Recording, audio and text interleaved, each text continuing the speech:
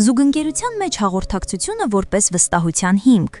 Զույգերի հարաբերությունները կայուն եւ ջերմ պահելու գլխավոր պայմաններից մեկը անկեղծ շփուրն է։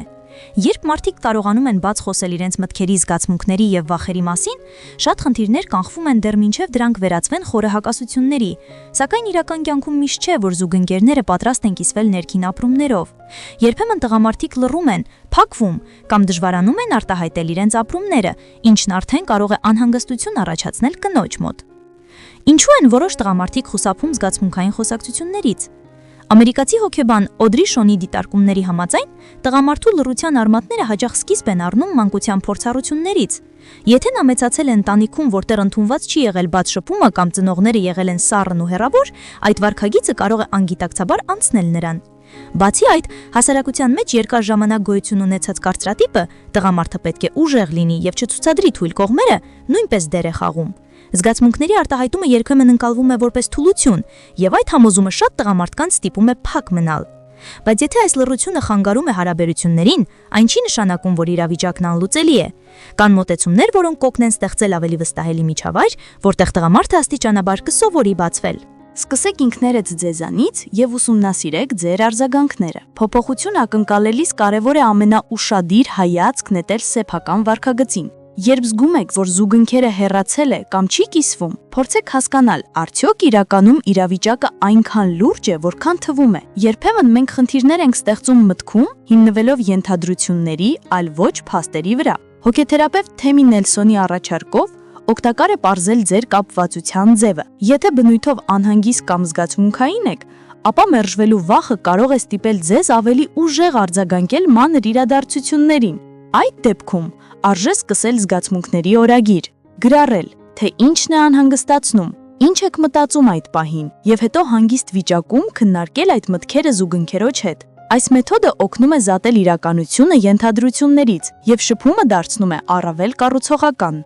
Ինչպես մոտենալ լուռ զուգընկերոջը։ Եթե ցանկանում եք, որ տղամարդը բացվի, կարևոր է ոչ թե մեղադրել նրան անուշադրության կամ սառնության մեջ, այլ գտնել նուրբ ու աջակցող մոտեցում։ Փորձեք հարցեր տալ ոչ թե քննադատելու, այլ հասկանալու նպատակով։ Օրինակ, եթե տեսնում եք, որ նա ծանր օր է ունեցել, պարզապես հետաքրքրվեք, ինչպես է իրեն զգում։ Եթե նա դժվարանում է բառերով արտահայտվել, օգնեք նրան ուշադրություն դարձնել մարմնի արձագանքներին, արդյոք կա ստրես, լարվածություն, հոգնածություն։ Միևնույն ժամանակ կարևոր է հիշել, որ երբեմն մարդուն պարզապես անհրաժեշտ է անձնական տարածք։ Եթե նա չի ցանկանում խոսել տվյալ պահին, մի պնդեք։ Լավագույն տարբերակը հանգիստ թողնել նրան եւ շարունակել զրույցը այն ժամանակ, երբ նա ավելի պատրաստ կլինի կիսվելու։ Երբեմն լուռ աջակցությունն ավելի ուժեղ է, քան ամենաբարի խոսքերը։ Ցույց տվեք, որ նա ձեզ համար կարևոր է։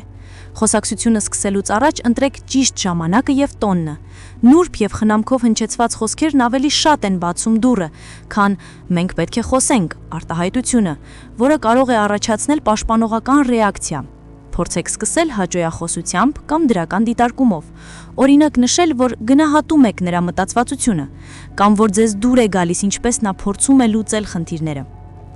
Օգտակար է նաև տղամարդուն տալ հուշում, ինչ հույզերի մասին կարող է խոսել։ Օրինակ, նկատեցի, որ այդ զրույցից հետո տրամադրություններդ փոխվեցին։ Հետաքրքիր է, դա քեզ տխրեցրել է, նեղացրել, թե գուցե զայրացրել։ Այս ձևակերպումը առաջարկում է բաց տարածք արձագանքի համար, առանց ճնշման կամ պահանջի։ Զրույցի համար ընտրեք հանգիստ պահ, երբ ոչ ոք չի շտապում եւ ձեզ ոչինչ չի շեղում։ Քնելուց առաջ կամ ճանապարհ դուրս գալուց առաջ նման թեմաներ բարձրացնելը ցանկալի չէ, քանի որ դա կարող է ավելորդ լարվածություն ստեղծել։ Երբ արժե դիմել մասնագետի աջակցությանը։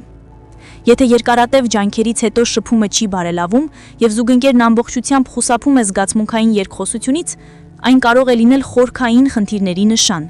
Այդ դեպքում միգուցե օգտակար լինի դիմել ընտանեկան հոգեբանի, որը կօգնի կողմերին հասկանալ իրավիճակը եւ գտնել մոտեցում, որը թույլ կտա վերականգնել կապը։ Եթե տղամարդը հրաժարվում է մասնագետի հետ սեանսներից, դա դեռ փակուղի չէ։ Դուք կարող եք սկսել ձեր անձնական աշխատանքը հոգեբանի հետ։ Հաճախ մի զրույց մասնագետի հետ բավարար է հասկանալու, որտեղից են ծագում ներքին վախերը կամ սպասումները եւ ինչպես կարելի է փոխել իրավիճակը նույնիսկ միայնակ աշխատելով։ Արժեքավոր հարաբերությունները կառուցվում են ոչ թե կատարյալ մարդկանց, այլ փոխադարձ ջերմության, համբերության եւ միմյանց լսելու պատրաստակամության վրա։ Երբ զուգընկերները սովորում են վստահել եւ խոսել, անգամ ամենաբարդ լռությունը կարող է վերածվել մտերմության եւ ավելին հասկանալու նոր հնարավորության։ Ընդհանուր վերլուծություն։ Այս նյութը լուսաբանում է հարաբերություններում հաղորդակցության դերը, հատկապես անդրադառնալով այն խնդրին, որ որոշ տղամարդիկ դժվարանում են կիսվել իրենց զգացմունքներով։ Նյութը ներկայացված է հոգեբանական դիտանկյունից եւ ներառում է ինչպես պատճառների բացատրություն, այնպես էլ գործնական խորհուրդներ։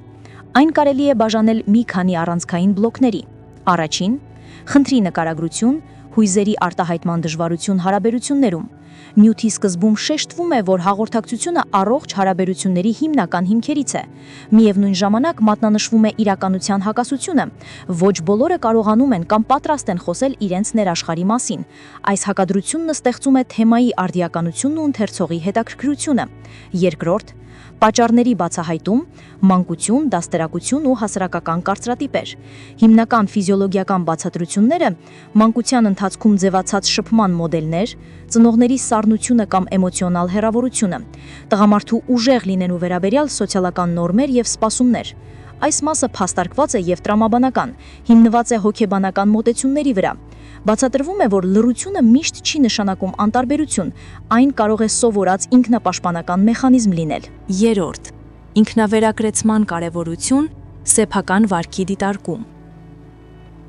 Այս բաժնում շեշտվում է, որ փոփոխությունն սկսվում է անհատից։ Նշված է, որ հաճախ մարդիկ հակված են խնդիրներ տեսնել այնտեղ, որտեղ դրանք իրականում չկան։ Առաջարկվում է վերլուծել սեփական զգացմունքներն ու արձագանքները, տարբերել ենթադրությունները փաստերից, վարել զգացմունքների օրագիր։ Այս մոտեցումը նպաստում է ինքնագիտակցության զարգացմանը եւ նվազեցնում հապճեպ արձագանքները հարաբերություններում։ Չորրորդ՝ գործնական խորհուրդներ։ Ինչպես մոտենալ լուռ զուգընկերոջը։ Տրվում են կոնկրետ քայլեր։ Հարցեր տալ մեղմ ու աջակցող ձևով։ Չպնդել խոսելու վրա, եթե մարդը պատրաստ չէ։ Հաշվի առնել անձնական տարածություն ունենալու իրավունքը։ Ընտրել ճիշտ պահը լուրջ զրույցների համար։ Նշված է նաև հույզերն արտահայտելու հուշող մեթոդ, որը նվազեցնում է լարվածությունը եւ հեշտացնում անկեղծացում։ 5. Մասնագետի դեր, երբ պահանջվում է հոգեբանական աջակցություն։ Նյութը առաջարկում է վերջնական, փոխարինող լուծում այն դեպքերի համար, երբ սեփական ջանքերը բավարար չեն։ Դիմել ընտանեկան հոգեբանի կամ անհատական թերապիայի։ Սա կարևոր ուղերձ է, քանի որ որոշ խնդիրներ ինքնուրույն լուծել հնարավոր չէ։